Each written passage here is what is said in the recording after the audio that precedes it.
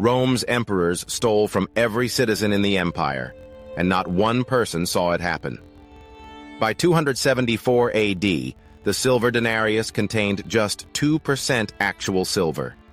It started at 90%. That's a 98% theft carried out over 2 centuries.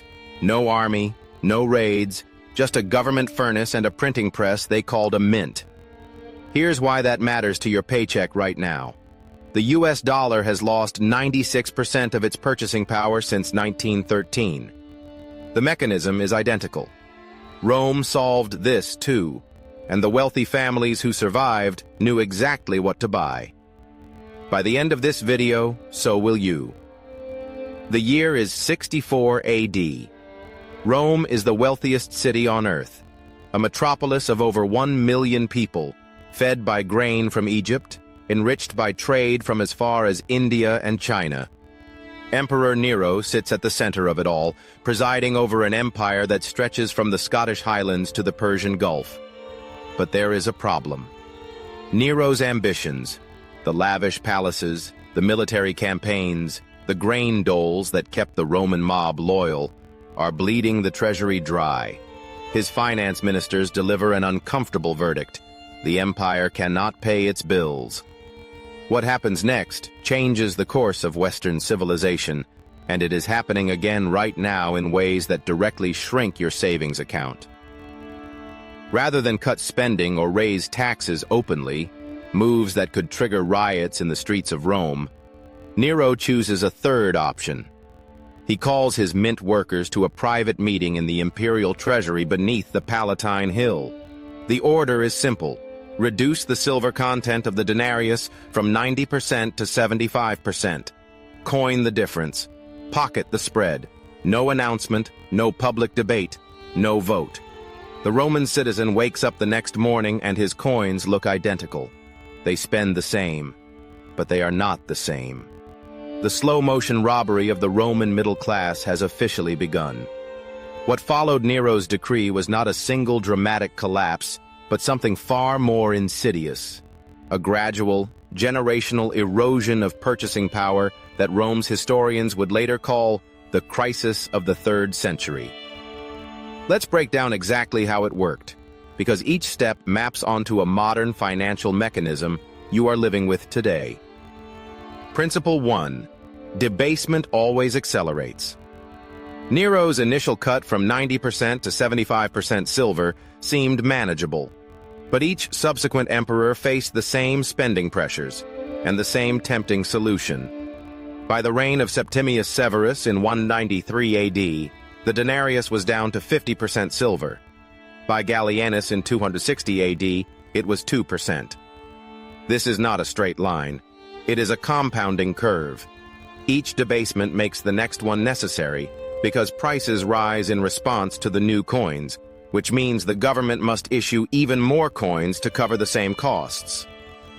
Roman economists had a word for this cycle. They didn't, because they never understood it. But you do. It is called inflation compounding on inflation. The U.S. monetary base expanded by over 35% in a single year, 2020, the largest single-year expansion in American history. 1 year.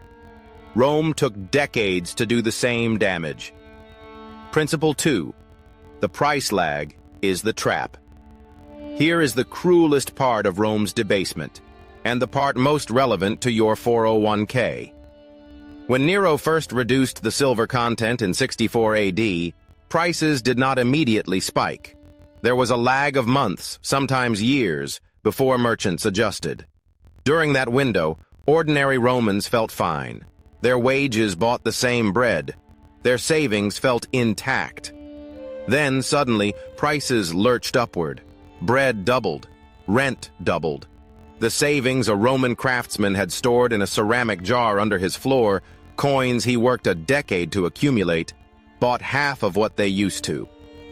The lag creates a false sense of security. The damage is being done before you feel it. The US CPI, the Consumer Price Index, is a lagging indicator by design. By the time inflation shows up officially in the data, It has already been living in your grocery bill, your rent, and your gas pump for 6 to 12 months. Principle 3. The elite always knew first. This is the fact Roman historians recorded but never explicitly condemned. The senators, the equestrian merchant class, the wealthy landowners of the Roman upper tier, they received the new debased coins first, directly from the imperial treasury, as payment for contracts and military supply deals. They spent those coins immediately, converting them into land, grain stores, olive orchards, and foreign goods before prices adjusted upward. By the time the debased coins trickled down to the Roman laborer or small shopkeeper, prices had already risen to meet them. The wealthy bought hard assets with inflated currency at yesterday's prices. The poor held on to inflated currency until it was worth tomorrow's lower value. The mechanism for this exact transfer of wealth still exists today. It is called the Cantillon effect, named for 18th century economist Richard Cantillon, and it describes how newly created money always benefits those closest to the source of creation first. Federal Reserve primary dealers, the largest banks, receive new liquidity before it reaches your savings account. The question is not whether this is happening. The question is which side of the Cantillon effect you are on. Principle 4. Land and commodities were Rome's inflation hedge. The Roman families who preserved their wealth across the debasement era shared one common strategy, documented in surviving estate records and the writings of Pliny the Elder. They moved out of cash and into things the government could not debase: agricultural land outside Rome, grain stockpiles, olive oil production, and imported luxuries that held value across borders. When the denarius collapsed, their assets had already appreciated in denarii terms, not because the assets grew richer, but because the measuring stick shrank. This is the oldest wealth preservation principle in the Western world. So what does a Roman emperor's coin-melting operation have to do with your financial life in the United States right now? Everything. And here are the specific, actionable moves you can make this week. Not someday, this week. Action step 1. Understand what your savings account is really doing. If your money is sitting in a traditional savings account earning 0.5% to 1% annually, while the Federal Reserve targets 2% annual inflation, which they have consistently exceeded since 2020, you are experiencing the exact same slow-motion theft the Roman denarius holder experienced. Your account balance looks the same. Your purchasing power is eroding. The first move is psychological. Stop measuring your wealth in dollar amounts and start measuring it in purchasing power. Ask yourself, what can this money actually buy today versus 1 year ago? High-yield savings accounts currently offering 4.5% to 5%. APY through online banks are a minimum baseline, not a wealth strategy, but a damage control floor. Action step 2. Own assets the government cannot dilute. Roman elites bought land.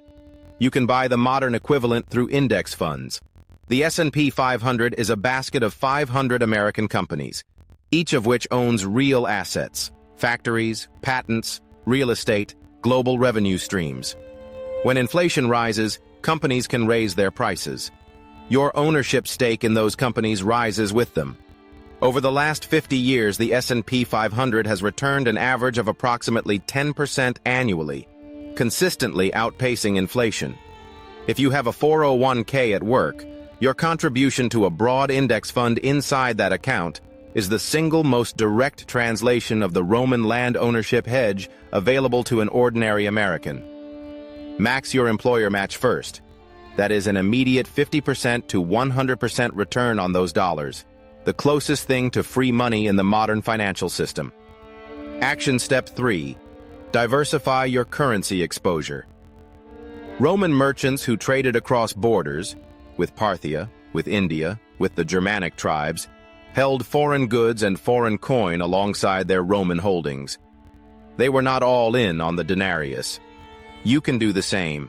International index funds, commodities exposure through ETFs, and a modest allocation to inflation-protected securities like TIPS, Treasury inflation-protected securities, inside your IRA or brokerage account replicate this principle directly. No single currency has ever maintained its purchasing power indefinitely. Rome proved it. History has proven it dozens of times since. Diversification across asset types is not paranoia. It is reading the historical record accurately. Action Step 4.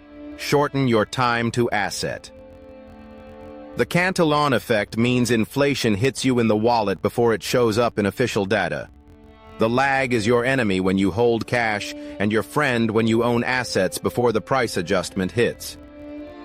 This week, if you have been waiting to open a brokerage account, open it. If you have been waiting to start your IRA contribution for this tax year, start it. The Roman merchant who moved into olive groves in 65 AD was rich by 85 AD. The one who waited until the crisis was visible in 200 AD bought at peak prices with debased coins. Timing the market is impossible. Being in the market before the next debasement cycle accelerates is not timing. It is reading a history book that has been written 27 times across 26 civilizations. Rome's story did not end with the debasement.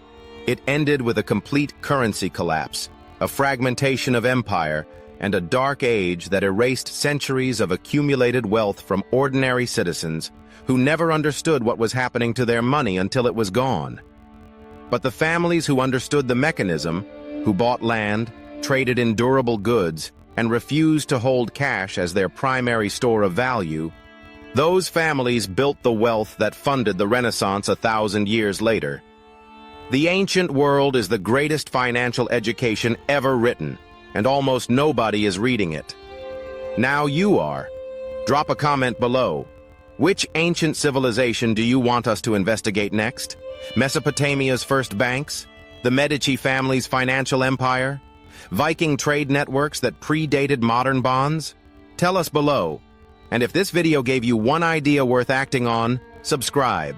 Because next week we are going inside the world's first recorded stock market crash, which happened in ancient Rome, and the one trading rule that would have saved everyone who lost everything. Hit that bell. We will see you in history.